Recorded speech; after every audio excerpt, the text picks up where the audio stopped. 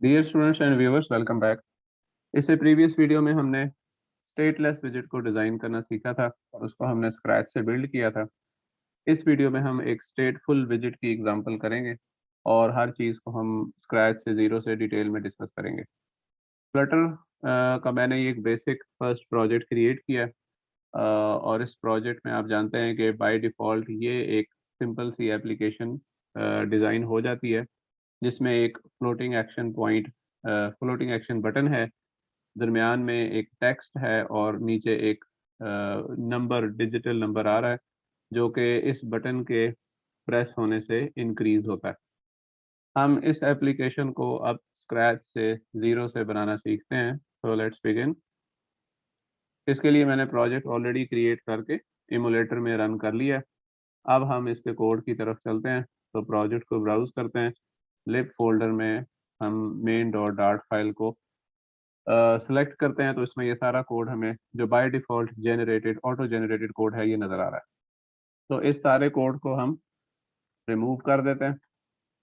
इसके अलावा हम लिब में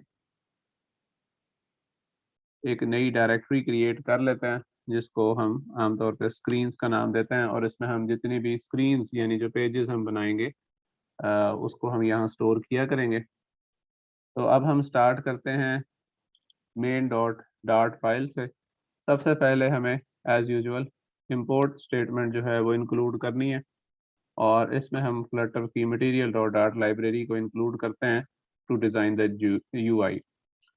अब हम एक क्लास बना लेते हैं और इस क्लास को हम नाम दे लेते हैं माई ऐप का। यही नाम बाय डिफ़ॉल्ट ये एंड्रॉयड स्टूडियो फ्लटर के प्रोजेक्ट की फर्स्ट क्लास को देता है। इसको हम एक्सटेंड करेंगे स्टेटलेस विजिट से।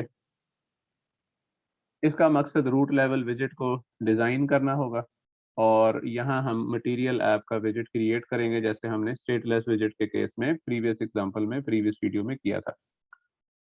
प्रोजेक्ट को लॉन्च करने के लिए हमें मेन फंक्शन की ज़रूरत है, और मेन फंक्शन में हम रन ऐप का फंक्शन जो है ये कॉल करते हैं, और इसमें फिर माई ऐप का कंस्ट्रक्टर यानी उसका ऑब्जेक्ट क्रिएट करते हैं माई ऐप का कंस्ट्रक्टर कॉल करके, और यहाँ इस तरह एप्लीकेशन यहाँ से लॉन्च हो जाती है।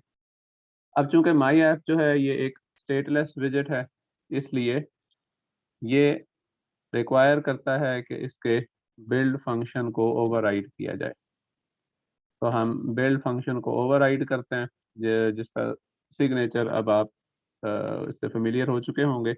रिटर्न टाइप इसकी विजिट होती है, नाम इसका बिल्ड है, और इसमें बिल्ड कॉन्टेक्स्ट टाइप का एक पैरामीटर हम पास करते हैं, और यहाँ हमने एक विजिट क्रिएट करके उसको रिटर्न करना है। तो हम एनोनिमस ऑब्जेक्ट क्रिएट करते हैं मटेरियल ऐप का,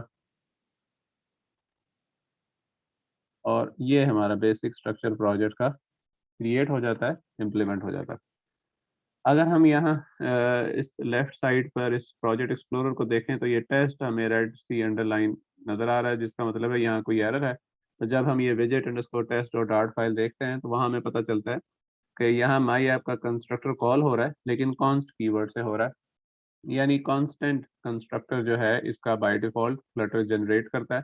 कांस्टेंट कंस्ट्रक्टर इसलिए बनाते हैं अगर हमने ऑब्जेक्ट की स्टेट वैल्यूज़ को चेंज ना करना हो।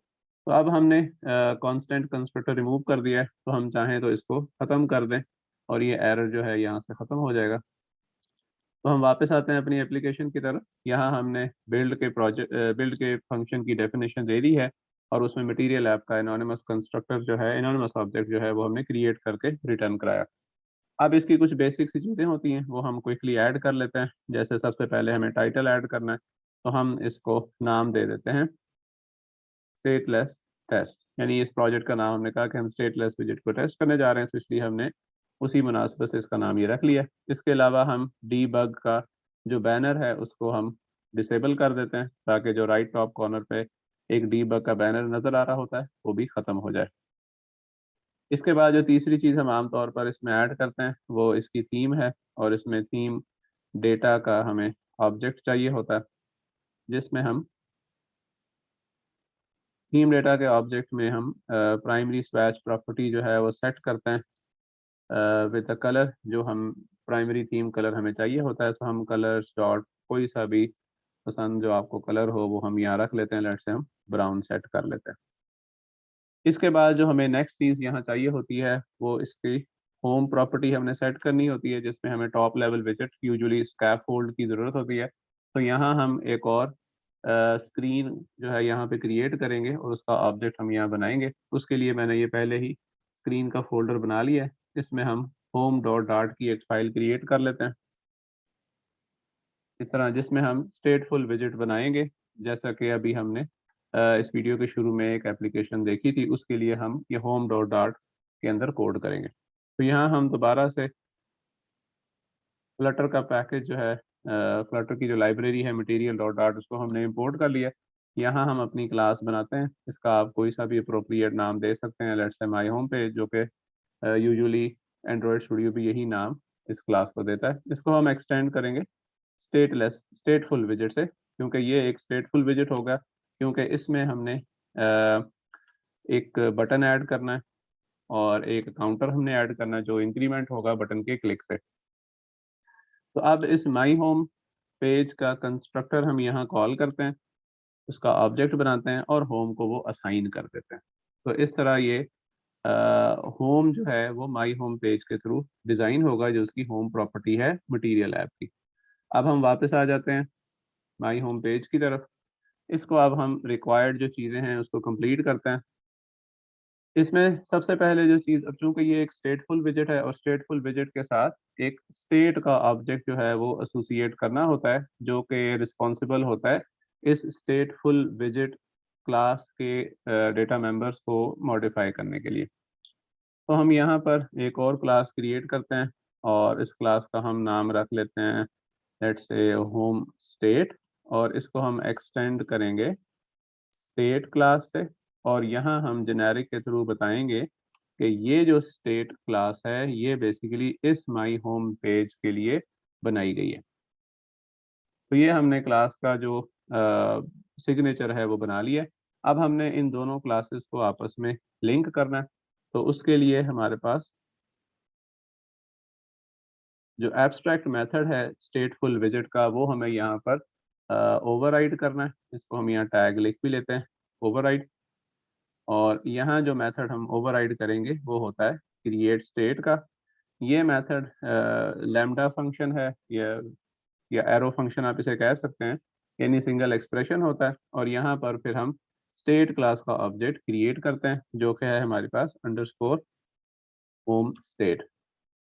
यहाँ पर एक और चीज़ एक्सप्लेन करनी ज़रूरी है, वो ये है कि ये अंडरस्कोर हम इसलिए लगाते हैं क्योंकि हमने क्लास को प्राइवेट रखना है। यानी इस माई होम पेज की क्लास जो है स्टेट क्लास, वो प्राइवेट रखी है ताकि ये स्टेट जो है ये बाकी दूसरी क्लासेस से हिडन रहे और कोई और इसको एक्सेस ना कर पाए।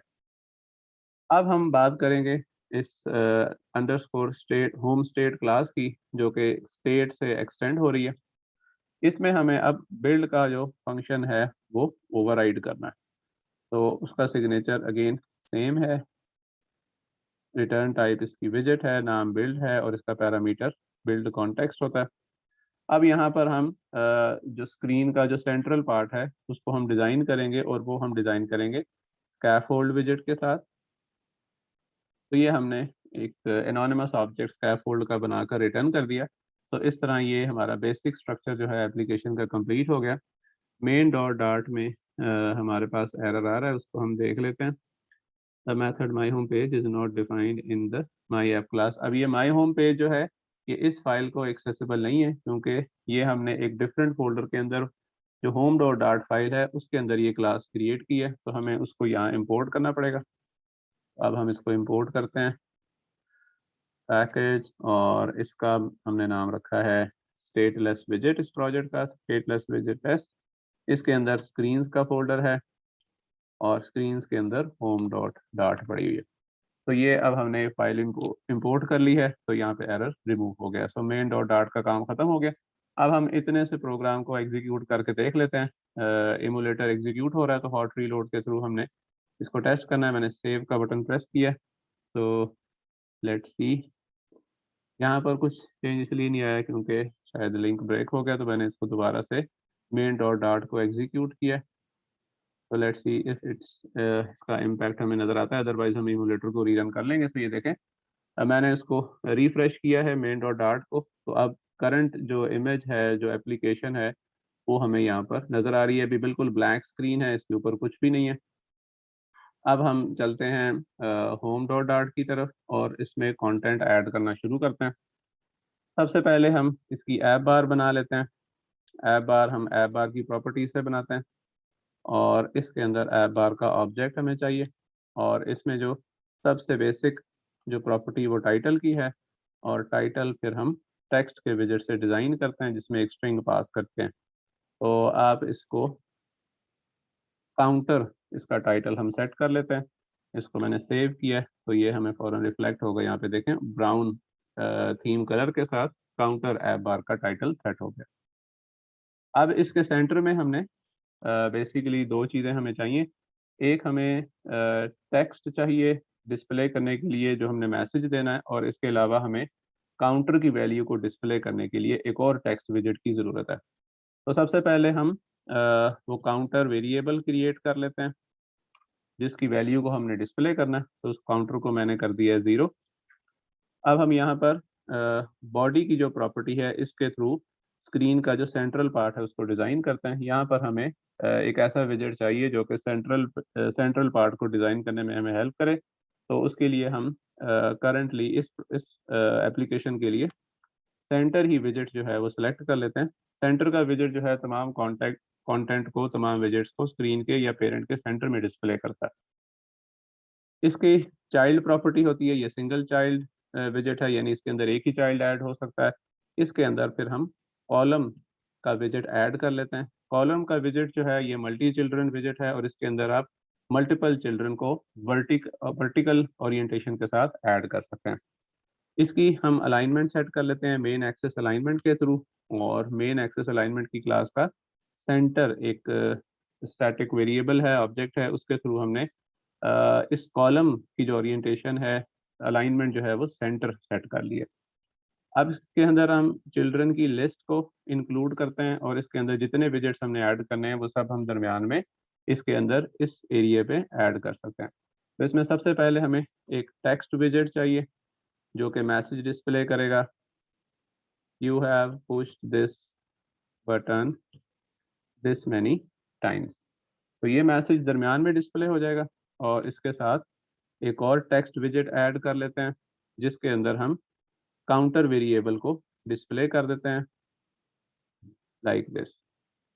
अब हमने इसको सेव किया है तो अभी देखते हैं करंटली स्क्रीन की क्या सिचुएशन है। तो हमारे पास रिक्वायर्ड कंटेंट नज़र आना शुरू हो गया। साइज इसका काफ़ी स्मॉल है, इसको हम इंक्रीज कर सकते हैं। इसी टेक्स्ट के कंस्ट्रक्टर में हम स्टाइल को प्रॉपर्टी को यूज़ करते हुए टेक्स्ट स्टाइल का ऑब्जेक्ट इसमें रिक्वायर्ड होगा और यहाँ हम फॉन्ट साइज की प्रॉपर्टी को लेट्स से 24.0 सेट कर देते हैं। तो अब ये जो टेक्स्ट लिखा हुआ है इसका साइज इंक्रीज हो जाएगा और इसी प्रॉपर्टी को हम कॉपी करके काउंटर के साथ भी ऐड कर देते हैं। देखो हमने सेव किया तो दोनों का साइज इंक्रीज हो गया, वो साइज इतना इंक्रीज हो गया कि वो टेक्स्ट रैप हो गया। फिलहाल इसको रहने देते हैं, टेक्स्ट वरना आप फॉन्ट साइज छोटा कर सकते हैं अगर इसको एक लाइन में आपने डिस्प्ले करना है। तो यहाँ तक का काम हमारे पास कंप्लीट हो गया। अब हमें एक बटन ऐड करना है और उस बटन के क्लिक होने पर या प्रेस होने पर हम इस काउंटर की वैल्यू को इंक्रीज करेंगे। तो सबसे पहले हम उस बटन को ऐड करते हैं। बटन को हम ऐड करते हैं as a floating action button जो कि बॉटम राइट साइड पे हमें नज़र आएगा और इसका जो ऑब्जेक्ट है वो फ्लोटिंग एक्शन बटन के कंस्ट्रक्टर कॉल करने से क्रिएट हो जाएगा। इसके अंदर हमें कुछ प्रॉपर्टीज़ ऐड करनी है, जैसे ऑन प्रेस्ड है। ऑन प्रेस्ड पे हम इवेंट बताते हैं कि अगर जब ये बटन प्रेस हो तो हमें कौन सा इवेंट फायर करना है। फिलहाल हम इसको एम्प्टी छोड़ देते हैं ताकि सबसे पहले हम बटन को डिज़ाइन कर लें। इसके बाद हम इसके अंदर चाइल्ड प्रॉपर्टी के थ्रू इसके ऊपर एक आइकॉन सेट कर लेते हैं और आइकन का ऑब्जेक्ट क्रिएट किया है और इसमें हम स्टैटिक आइकॉन्स का जो ऑब्जेक्ट्स हैं, जो इमेजेस हमारे पास पहले से बने पड़े हैं, उनको हम यूज़ कर लेते हैं। तो आइकन के कंस्ट्रक्टर में आइकन्स क्लास का एक add static data member include किया। तो अब हमारे पास फ्लोटिंग एक्शन बटन भी ऐड हो चुका है और इसके प्रेस होने पर हमने इसकी वैल्यू को इंक्रीमेंट करना है। ऑलराइट, तो जब ऑन प्रेस बटन क्लिक हो तब हम क्या करना चाहते हैं, तब हम इस काउंटर की वैल्यू में इंक्रीमेंट करना चाहते हैं। तो हम एक फंक्शन बना लेते हैं, ये भी प्राइवेट फंक्शन रखते हैं, अंडरस्कोर इंक्रीमेंट, जिसका काम ये होगा कि वो इस काउंटर की वैल्यू को इंक्रीज करे। अब हमने उस बटन प्रेस को इस फंक्शन के साथ लिंक करना है, तो हम इस एनोनिमस फंक्शन को हटाकर यहाँ पर अंडरस्कोर काउंटर लिख देते हैं। यहाँ पर हमें पैरेंथेसिस नहीं ऐड करनी है अभी, क्योंकि अगर हम पैरेंथेसिस इसलिए नहीं ऐड करना चाहते कि हम इस फंक्शन को सिर्फ उस वक्त कॉल करेंगे जब ये ऑन प्रेस जो है ये क्लिक होगा।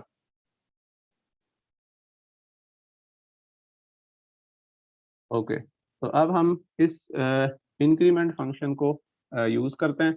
यहाँ पर जब हमने किसी स्टेट डाटा मेंबर की वैल्यू को चेंज करना हो तो हम सेट स्टेट के फंक्शन के थ्रू ये काम करते हैं। इसका सिग्नेचर पहले से डिफाइंड है। ये कॉल बैक फंक्शंस जो हैं ये एक फंक्शन के अंदर एज एन आर्गूमेंट पास होते हैं और यहाँ हम काउंटर की वैल्यू को इंक्रीमेंट कर देते हैं। तो जब भी बटन प्रेस होगा इंक्रीमेंट का फंक्शन एक्टिवेट होगा और उस इंक्रीमेंट के फंक्शन के एक्टिवेट होने से स्टेट वेरिएबल काउंटर की वैल्यू इंक्रीज हो जाएगी। ये ले, वो फंक्शन का नाम गलत लिखा गया था, तो अंडरस्कोर इंक्रीमेंट मैंने फंक्शन यहाँ अटैच कर दिया है ऑन प्रेस के साथ। जैसे ही बटन प्रेस होगा फंक्शन को कॉल जाएगी और सेट स्टेट के अंदर काउंटर की वैल्यू इंक्रीमेंट हो जाएगी। जैसे ही ये सेट स्टेट के अंदर काउंटर की वैल्यू बदलेगी ये फ़ौरन ही इस टेक्स्ट विजेट के ऊपर रिफ्लेक्ट हो जाएगी। तो हम साथ ही साथ इसका साइज़ थोड़ा मैनेजेबल कर लेते हैं ताकि एक लाइन में डिस्प्ले हो जाए। तो ये देखें हमारे पास ये विजेट डिज़ाइन हो चुका है, टेक्स्ट आ रहा है, काउंटर 0 है। अब हम इसको प्रेस करते हैं तो ये देखें वैल्यू इसकी इंक्रीज़ हो रही। तो स्टूडेंट्स आई होप कि ये एग्ज़ाम्पल आपको समझ आई होगी। इसमें बेसिकली हमने मेन डॉट डार्ट में एज़ यूजुअल एक मटीरियल ऐप का विजेट क्रिएट किया और उसकी होम प्रॉपर्टी को माई होम पेज के साथ अटैच किया।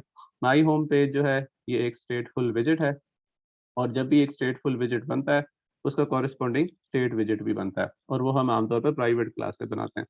फिर हम उस स्टेटफुल विजेट को क्रिएट स्टेट फंक्शन के थ्रू अटैच कर देते हैं इस स्टेट क्लास के साथ और वहाँ पर फिर हम बिल्ड का फंक्शन ओवरराइड करते हैं।